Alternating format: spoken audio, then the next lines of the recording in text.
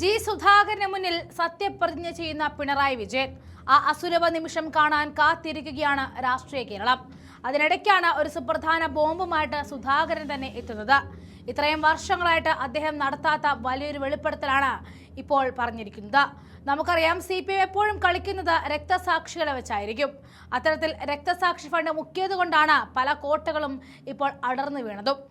1977 കൊല്ലപ്പെട്ട ജി സുധാകരന്റെ അനിയൻ ഭുവനേശ്വറിന്റെ കൊലപാതകത്തിന്റെ അഴിയാ ചുരുളുകളാണ് ഇന്ന് അദ്ദേഹം മാധ്യമങ്ങൾക്ക് മുന്നിൽ തുറന്നു കാണിച്ചത്.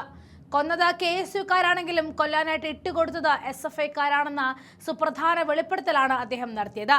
ഇതിനു മുൻപും പാർട്ടി തിരിഞ്ഞു നോക്കിയില്ല എന്ന തരത്തിൽ അദ്ദേഹം വെളിപ്പെടുത്തൽ നടത്തിയിട്ടുണ്ടെങ്കിലും കൊലയ്ക്ക് കാരണം SFI ആണെന്ന ആദ്യ വെളിപ്പെടുത്തലാണ് അദ്ദേഹം ഇപ്പോൾ നടത്തിയിരിക്കുന്നത്. അദ്ദേഹത്തിനെ ഹോസ്പിറ്റലിൽ കൊണ്ടുപോകാതെ മണിക്കൂറുകളോളം കോളേജിന് ചുറ്റും മുദ്രാവാക്യം വിളിച്ച പ്രകടനം നടത്തിയ CPMന്റെ ക്രൂരമായ കൊലപാതകമായിരുന്നു അത്. ആ കൊല SFI മനഃപൂർവ്വം കാരണമുണ്ടാക്കിയതാണെന്ന വെളിപ്പെടുത്തൽ അദ്ദേഹം നടത്തുമ്പോൾ രാഷ്ട്രീയ കേരളം വീണ്ടും CPMന് മുന്നിലേക്ക് മൂക്കത്ത് വിരൽ വെക്കുകയാണ്.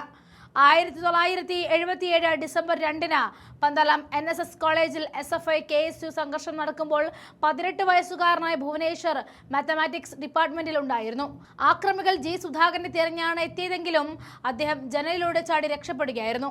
തുടർന്ന് അവിടെ ഉണ്ടായിരുന്ന ഭുവനേശ്വറിനെ KSU പ്രവർത്തകർ ക്രൂരമായിട്ട് മർദ്ദിച്ചു. തലയ്ക്കും ശരീരത്തിനും ഗുരുതരമായിട്ട് പരിക്കേറ്റ അദ്ദേഹം ഡിസംബർ 7 ആശുപത്രിയിൽ വെച്ച് മരണമടഞ്ഞു.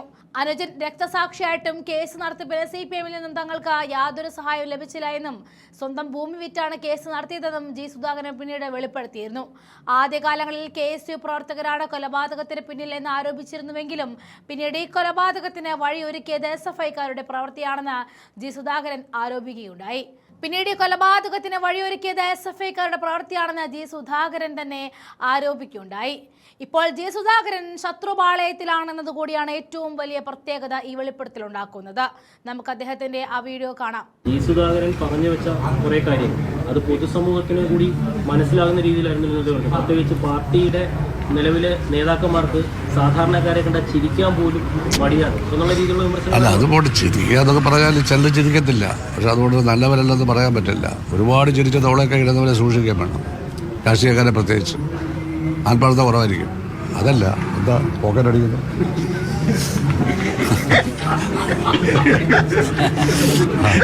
അപ്പോ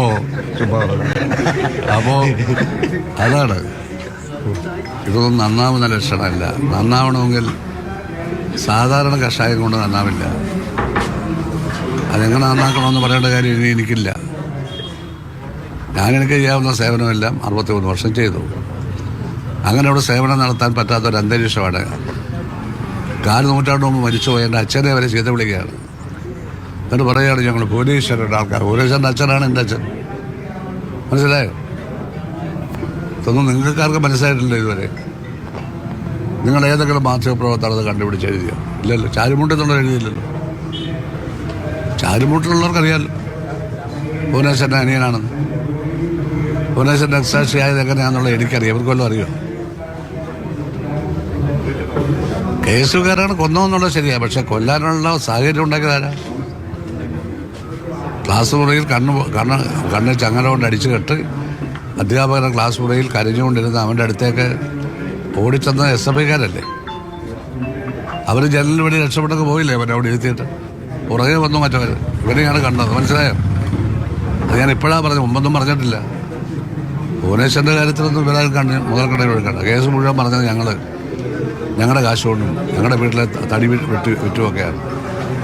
ഇതൊക്കെ പറയിപ്പിക്കണം. അതിനൊന്നും ഒരു പരാതി ഞാൻ പറഞ്ഞിട്ടില്ലല്ലോ ആരോടും ഇന്നേ വരെ. വെളിയിൽ വന്നതിന് ശേഷമല്ലേ. എന്നെ പണ്ടേ പുറത്താക്കണമായിരുന്നു. ഓരോരുത്തർ ഉദ്ദേശിക്കുമ്പോൾ ഓരോരുത്തരെയൊക്കെ പുറത്താക്കണതിന് കാരണം വേണം. ഇങ്ങനെ പറഞ്ഞവർ മാത്രം മതി ഇതിനകത്ത്. നിങ്ങളവിടെ നിന്ന് വേണമെങ്കിലും ചെയ്തു. ആർക്കും ഒരു ശല്യമില്ല. ജനം കൂടെ ഉണ്ടാവില്ല. അത് മാത്രമേ ഉള്ളൂ. അപ്പോൾ കാണിച്ചു തന്നെ ജനം കൂടുതൽ ഉണ്ടാവില്ല. ജനം കൂടെ ഉണ്ടാവണമെങ്കിൽ പണ്ട് പ്രവർത്തിച്ചവരെ പ്രവർത്തിക്കണം.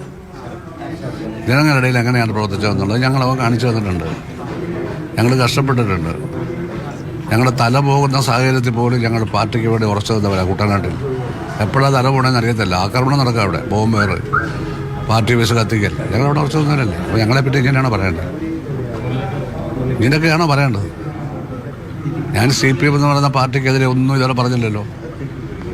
CPM എന്ന് പറഞ്ഞ് CPMൻ്റെ ആശയങ്ങളല്ലാതെ വൃത്തികെട്ട ആശയങ്ങൾ, മുതലാളിത്ത ആശയങ്ങൾ ഉൾക്കൊള്ളുന്ന സ്ഥാനമോഹികളും സാമ്പത്തിക മോഹികളുമായ ആൾക്കാർ ഈ പാർട്ടിയെ ഇടപെട്ട് നശിപ്പിക്കുന്നതിനെ പറ്റിയാണ് സംസാരിച്ചുകൊണ്ടിരിക്കുന്നത്. അത് മറ്റു പാർട്ടിക്കാരും വിമർശിക്കുന്നുണ്ട്, നന്നാവാൻ വേണ്ടിയാണ്. പക്ഷെ നന്നാവാൻ അത്ര എളുപ്പമല്ല. അതുകൊണ്ട് സെക്രട്ടേറിയറ്റിൽ ആരെന്ത് പറഞ്ഞു എന്നുള്ളത് പത്രം വഴി വായിച്ചതോടെ ഈ പറഞ്ഞത് ആരാണെന്നുള്ള പേര് പറയുകയാണെങ്കിൽ ഞാൻ അയാളുടെ വിവരങ്ങൾ പിന്നീട് പറയാം. അങ്ങനെ കണ്ടുപിടിക്കും. ആ.